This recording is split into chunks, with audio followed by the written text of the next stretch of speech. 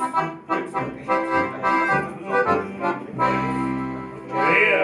Gott, ist der Leidl, wir haben mich was gebracht, was wir uns in der Fremdgast zusammen haben gemacht. Es ist ein Lied mit einem frischen Humor, es klingt dann ja beim Singen ganz borisch ins Ohr. Über euch sonst gut keiner, nur uns hat's gefällt und schier.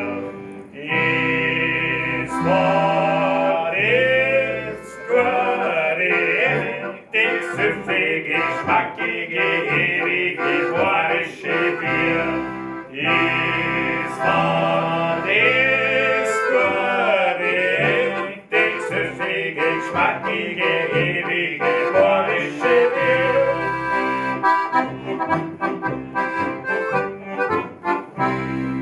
Der Wein, der stärkt die Glieder, der Shampoo steigt beim Hof, der Punsch, der wirft ihn nieder, der Schnaps nimmt ihn beim Schof. Der Tee, der macht dann Hitze, der Kaffee, der regt dann auf Glühwein muss man schwitzen, kein Wasser haben wir drauf.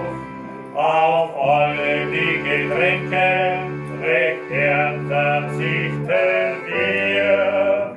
Trinkst und am Wasser gut, es echtes, süffiges, knackiges, borische Bier.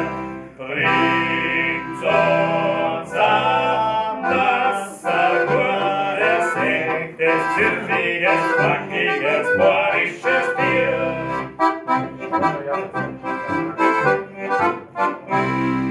Und wenn der Altbauer krank ist, noch liegt der Alt so drin.